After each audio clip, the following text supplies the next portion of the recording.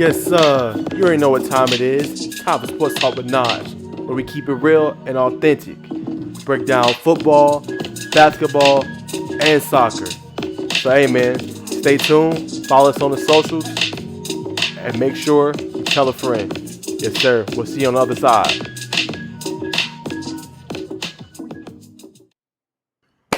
What's going on, everybody? Welcome back to another episode of Sports Talk with Naj. Of course, I'm Naj, your host.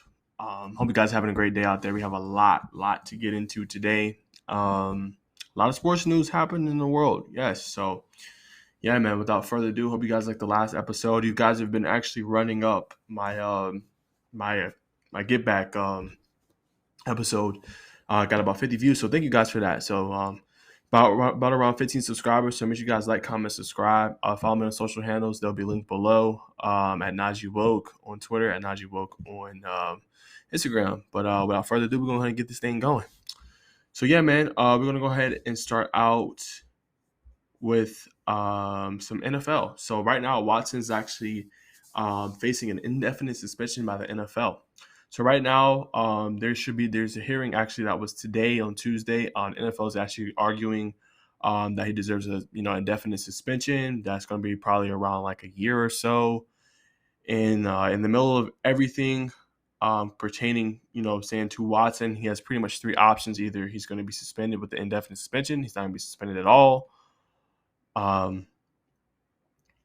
or he's going to be suspended for a long time. So one of those three options is going to happen for Watson. My quick thoughts on it: he was facing 24 sexual misconduct lawsuits actually, but that number is now down to 4 after he settled with some of the victims, and settled that down to around 4 left now. Came to a settlement with 20 of the women, and despite the settlement with the women, NFL is still pushing for indefinite suspension. So I've always implored, and if you guys follow my other podcasts with my buddy Alex on Sport Pro, I've said the same thing. I thought the NFL should have got way ahead of this and decided something. Now waited so late for it to kind of seep through and kind of not really see anything or not much pertaining to this whole issue with Deshuan, and but finally they've come up with something. So we'll see what happens. It should be news really towards the end of the week of what's going to happen as it pertains to Watson. But the Browns organization is gearing towards Jacoby Brissett basically being the starter come week 1. No news on Baker right now. No really new trade suitors for the pro. So they're in the rock and a hard place right now for the Browns. So we'll see what happens with this hearing. But that's my thoughts on it. And I think, NFL should have came to this realization a little bit quicker, in my opinion. But we're going to see what the news is, and I'll get those breaking news when that happens for Deshaun and what it's going to be. But yeah, man, I want to also reveal and get into my top 3 receivers in the NCAA. Guys I think that are going to be stars this season. I think one is already pretty much a top 5 pick right now going into next year's NFL draft in 2023. That's Jackson Smith-Njigba. Had a great season, great Rose Bowl game that really put his talent into perspective. In that game against Utah, they played against them. Didn't have Chris Olave. They was missing also Garrett Wilson, who was a future first round. These are 2 first-round picks that went top 10 essentially. And I think it showed a lot of how much talent, Ohio State really had. And, he's my number 1. I'm going to name my top 3. He's my number 1, especially last year he had 95 catches, 1,606 yards, and 9 touchdowns.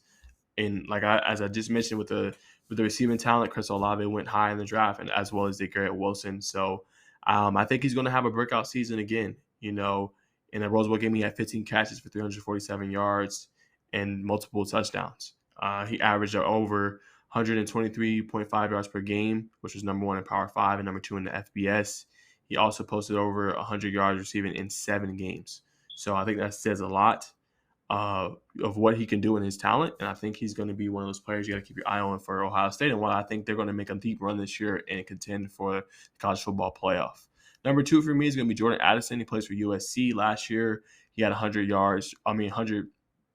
catches, 1,593 yards, and 17 touchdowns. Now, for me, Addison, he won the Blizikoff Award, which basically goes down as the best receiver in college football. He led the nation with 17 touchdowns and placed second in the ACC last year and first in his conference in receiving yards per game. So he actually transferred to USC, which now Lincoln Riley is going to be head coach there, and Caleb Williams transferred from Oklahoma to there. So I think he has a great receiving threat in Jordan Addison. I think he will have an even better season. He had over last year, Addison had over 100 yards in 8 games, played second nationally with 40 catches of 15 or more yards. So obviously he's a dynamic deep threat, can take the ball, a slant, take it to the crib, take it for a long gain, and he led the sport also with 12 touchdowns from the slot. So obviously this is a dynamic receiver, can play on the boundary, play in the slot. I think next year he will have a great season. Now, I don't know if this USC program is going to have immediate success just with the hire of Lincoln Riley and Caleb Williams coming over. I think it will take time to grow up. But I think them landing Jordan Addison as a transfer will really bode well for them next year and at least have them make a contention for a Pac-12 title. I think that at a bare minimum, at least. And I think he will be one of those receiving threats for Caleb Williams, and they should have a pretty decent season next year. Now, number 3 for me is going to be Xavier Worthy from Texas. I think he's due for a big season, and his quarterback will be Quinn Edwards. Last year, he had 62 catches, 981 yards, and 12 touchdowns. He's the former number 2 recruit for Texas in last year's recruiting class. Worthy sits at 6'2", 160 pounds, and a clear top option in the receiving room that, they need some more depth.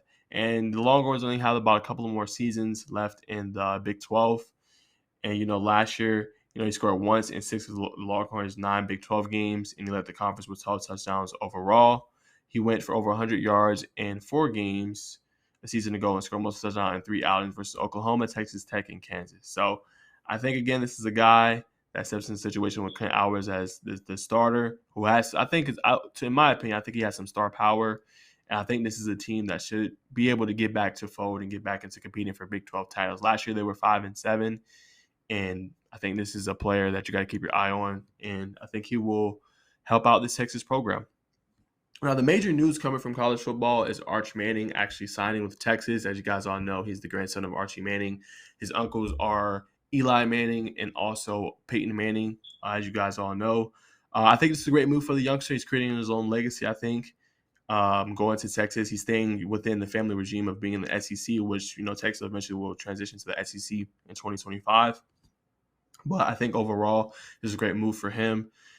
Texas really has been in dire need of having that superstar quarterback. They've had, Colt McCoy, Vince Young helped them, to title in 05. But for the most part, they haven't had that superstar, quarterback that has really gotten them over the edge. You've had the glimpses in there where you thought Texas was back, but they haven't really been back. But, overall, again, this Texas program, they haven't been good in some years. Historically, they're a really good program. They have like 877 wins to like 335 losses overall as a program. And, their last championship came in 2005 when, as I alluded to, Vince Young was starting quarterback.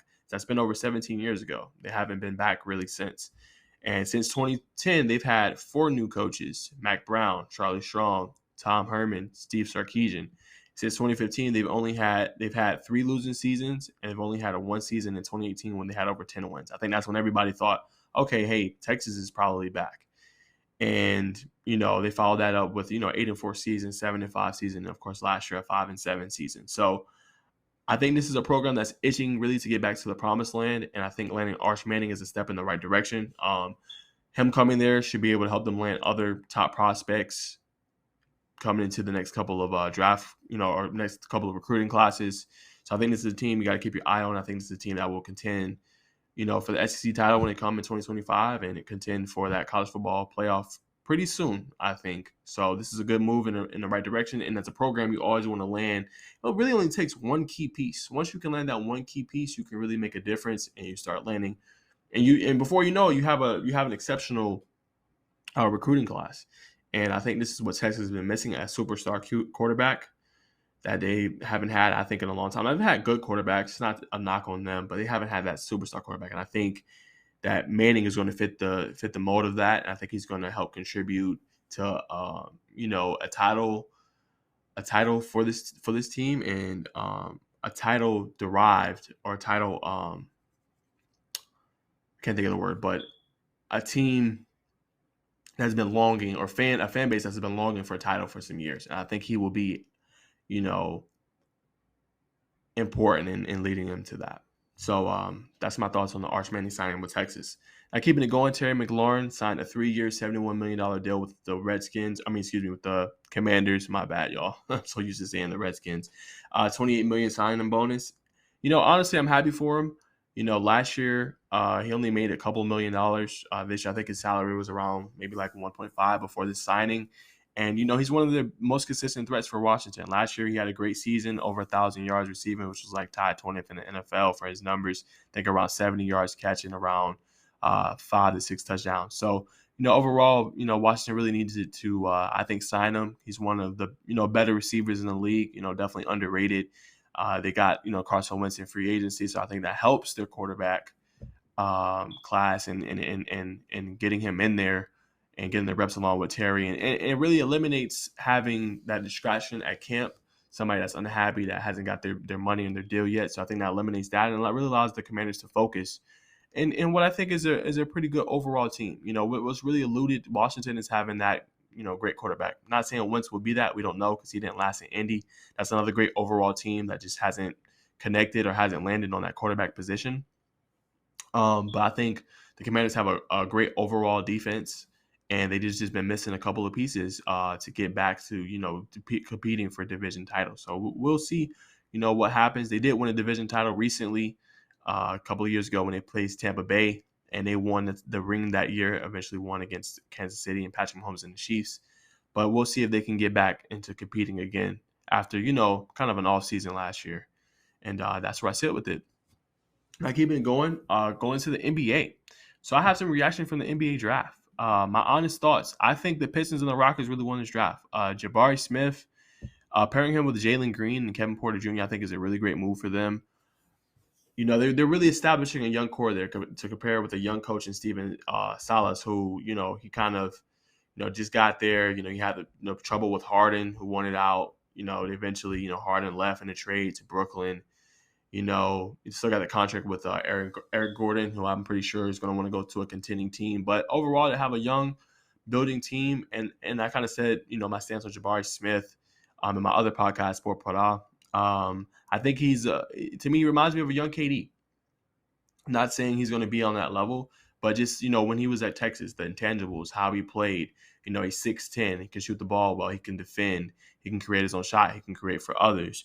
He can rebound. He's just a nice piece to add to the young, I think, building core they got right now. They got Jalen Green last year and, Kevin Porter Jr. now. And, they traded away Christian Wood. So I think that's in for the building for them. And I really like what they did. And I think, drafting him that high, I thought he was going to go number 1, honestly. But, being able to get him, I think, is going to be great for their team.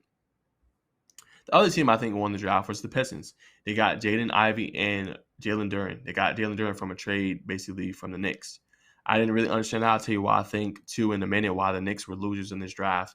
But for me, why they were winners is they got Kate Cunningham. You pair him with Jalen Ivey, who's 6'4", 195 frame, can play make, create his own shot, distribute, facilitate. And, I think they just took some steps in the right direction. They also drafted last year Luke Garza from Iowa, who I think would be a nice, good rotational piece for them. Somebody that will be able to, shoot the ball well and, make a difference on the offensive end. In due time, it's going to take time to build this core team, but I like the steps that they made. And Jalen Duren is basically a double-double machine. He's a good rim protecting big. Last year, he averaged 12 points, 8 rebounds, and 2.1 blocks. So adding that, of course, it's going to have to bulk up a little bit, but adding that to your team, I think bodes a lot. And they haven't had that kind of rim protecting, rebounding big really since Andre Drummond has left. And, he's kind of been journeyman across the league ever since he's left Detroit, essentially. But they're getting that now in Jalen Duren. So you add this to a young, team. I think this is a team that, will in a couple of years be able to have the chance of competing. The Pistons haven't been good for some years now. And I think adding this will only help them. And the loser for me in this draft has to be the New York Knicks. I don't know why they did what they did. It didn't make any sense. You don't get anybody really in the first round. Usually the first round is, you have to see what happens and the player's going to turn out to be a star or whatnot. It takes time. But usually if you get a top 10, top 12 pick, more than likely you like your chances to have at least a good player or at worst a, rotational piece. And for them to just, trade away Kemba Walker along with Jalen Duren to the Pistons and, basically trade the French guy they drafted, trade him to OKC, I think this says a lot. And I think this is a team, I don't really know what they're doing. I know they want to create cap space. I think they created like 9.2 million in cap space, and this is a move probably in order to land Jalen Brunson. But like in my opinion, he's a good piece, but he's not gonna be a piece that turns around your team. You need a star player. You need like a Bradley Beal. You need like a Donovan Mitchell or something that's gonna really help. A star level player that's gonna help turn around your team. Like right now, their defensive mind, of course, with Tom Thibodeau as the head coach, but not drafting. Just a young piece you can add again to that lineup. I think it just didn't sit well with me. Of course, you got R.J. Barrett, who's a nice young ascending player. It's going to take time. One of his things is he can play. He's just been inconsistent. And then you add Julius Randle. We've seen some of his shortcomings and some of his flaws in his game. Obviously, he can play, but still, he's had some flaws in his game. Mitchell Robinson is a good piece as well, but you need that star level player. And one of the positions that's really hurt the Knicks over the past couple of years has really been the point guard position. They tried to get Kemba from Boston, last year. That didn't work out. That's why they traded him. Alec Burks is a nice piece, but I think he's a good backup point guard. And Derrick Rose is another good piece as well. But again, these guys at this stage in their careers are probably good, backup point guards, come in, give you good rotational minutes. You're not somebody you can put 20, 25, 30, 40 minutes on. To me, consistently, that's going to really make a difference for your team. So I just think that they didn't make the best decision. Jalen Brunson, again, is a good piece, but you need to add other pieces alongside with him. And I still think you need to add a star-studded piece, whether that's at forward, guard, center, whatever you can think of. They need to add another star-studded piece, I think, in order to really make a difference and to just return to the playoffs. Now, the year before, they faced the Hawks. They lost that series, but, a lot of, the team was buzzing. And this is another, and I alluded to with Texas and NCAA, this is another, franchise that has been wanting, a ring for a long time. And, so you see how just even regular season games, how wild their fans go just with a win and, how loud they are just in a regular season game. Imagine, again, in the playoff atmosphere. Like, they've been wanting this team to be great for years. But, they drafted Trevor Neals, who, I think is going to be a good rotational piece for them. He's young. He played at Duke. Last year, he averaged 11 and a half points, 3.4 rebounds, and 2.5 assists, or 2.7 assists in 30 minutes. Shot 42% from the floor, 31% from deep. At the combine, he measured 6.3. Weighed 223 pounds and 6'7" wingspan. And again, this is a second round pick. So, you have to see how he turns out. But overall, you could sometimes find gems in the second round, but it's not like prominent, So I think, the Knicks still have a lot of work to do. We'll see what happens with Niels, but I do like him from a defensive perspective because he's a dog on defense. And in college, he really took advantage of smaller, younger guards. So we know he's going to use his physical ability and his physicalness and his physical body against, smaller players, of course, and it's going to take time, him to build his shot and be more consistent spot up shooter and creating more for himself. But, I thought it was a good piece to add, a good value piece to add there, but I think they just really fumbled it in the first round, in my opinion. And we'll see what happens with the Knicks. We still have free agency that's coming up around the corner soon for the NBA. We'll see who they can land. But now, if you go and land a star-studded piece, then I wouldn't say, this draft was a failure per se. But if you're going to go out with pretty much the same roster and just add Jalen Brunson, you lost this draft. You lost in free agency. You got to add other pieces, And I think the Knicks should do a trade. I really think so. Package some of the players and keep some. I still think they should use Cam Reddish, who they just, traded for basically, from the Hawks, across mid-season, essentially. I think he's a good piece. He can shoot, he can defend. He just needs playing time. And, of course, he had an injury towards the end of the season that pretty much, ended his season. But I think he's another great piece you add alongside R.J. Barrett that can help turn it around, But they need to still add, in my opinion, a star-studded piece. But that's why I think the Knicks lost this draft. Keeping it moving, Kyrie signs a player option of around $37 million. It's breaking news yesterday. It's basically a one-year deal. But it basically ends all the noise and rumors that he's going to go to LA and pair back up again and reunite with LeBron. That have to probably happen and pursue with another season. So we'll see. Brooklyn's basically running it back. KD's under contract for long term, but I think definitely KD, if Kyrie didn't stay, I think definitely KD would have potentially ask for a trade. But, next season, they don't really have any excuses. They'll have Ben Simmons. He should be fully healthy. KD will be there and Kyrie will be there. We'll see what happens with the team. But, overall, this is a team you should, expect to be able to contend and make some noise. They'll have the core pieces. We'll see what kind of pieces they add in free agency to kind of, go along with their core trio that they got right now. But for me overall, no more excuses. And, if you got Ben Simmons, Kyrie, and KD, you got to like your chances. So that's my thoughts on the move. And, I'm hoping, Kyrie's a phenomenal player and a great ball handler as well. And, I can't wait to see, what they can do next season. To round out the NBA, Russell Westbrook actually also signed his deal today, $47 million player option with the Lakers. So they're actually going to run it back for another season. After he picked up his option today, I do like the move, honestly. I think, having Darvin Ham in there will be a great move for them. I think he's a great head coach that's going to hold everybody accountable, even their star players. And, we'll see how this trio turns out. The biggest question always with the Lakers is, injuries. Can AD stay healthy? How many games can LeBron get you at his age? For the most part, Westbrook plays, and the focus, as the coaches alluded to, has been being more defensive-minded, defensive first kind of guard. So we'll see what the Lakers can do and what pieces they can add to kind of supplement the team. And Malik Monk has also said that he wants to play with the Lakers, even if it's for less money. He liked the atmosphere and he liked playing with them, and he had one of his better seasons in the NBA so far. So we'll see what kind of happens with that. But this is year 2, so I think this is another good year to see, for the Lakers, what direction they want to go in, and if they could be a playoff team this year, and if they can make some noise. We'll see what they do. But that's the news on the NBA, guys, and across basketball, and that's going to pretty much sum up that section. And the last section for today is going to be soccer until we get into miscellaneous.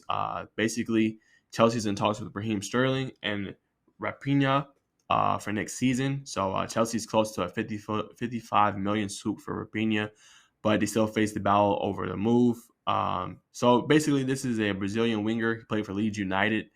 And, he had a pretty good season last year. He's one of their best players on the team.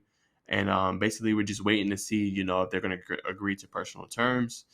He's also been a target for Tottenham, and he's posed to be a second key player to leave Leeds this summer after Calvin Phillips joined Manchester City. So I like the move. I definitely think we have to get better with our striking, especially with Lukaku now going on a loan or basically going to Inter. Have to see what happens with Pulisic as well. But, striking and attacking has been one of not our strong suits. And I like that Todd Bowl is willing to spend money. And Thomas Tuchel is also, kind of clamored for adding two wingers or adding 2 forwards this summer to, work on that area. And I think these are great moves. And also they're in talks over City's Raheem Sterling, who is 27 years old.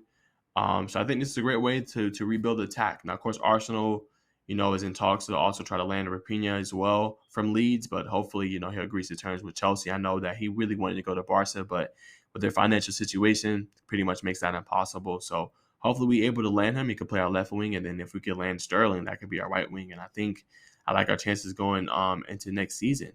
And, if they can add these two, or even if they can add one of these two, I like our chances. They also have their eyes on 2 other players as well going into next year. So, we'll see what kind of happens with that. Another big major news in soccer, Gareth Bale agreed to transfer to MLS, to LAFC.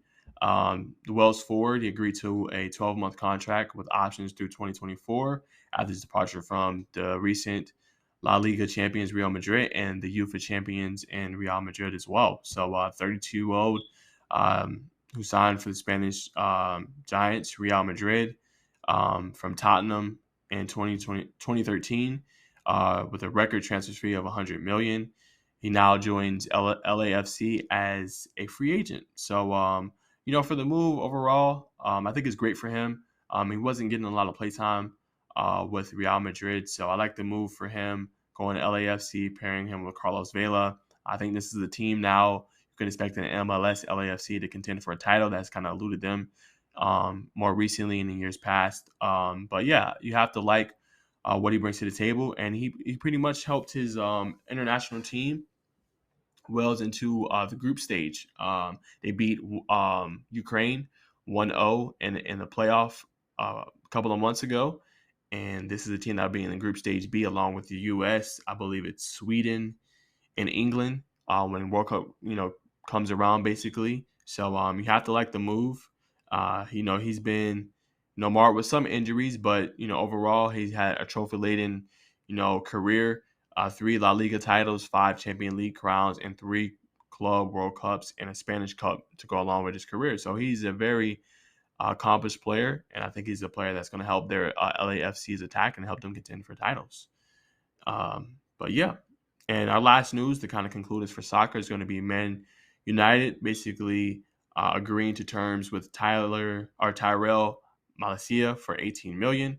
They're in agreement with the left back Tyrell Malacia for about $15 million and $2 million in add-ons and a sell-on clause. So again, this is a team that is trying to rebuild their roster. I know they have their sights on Frenkie de Jong, who's a Dutch player who played for Barcelona, who's kind of been, that has been kind of tough.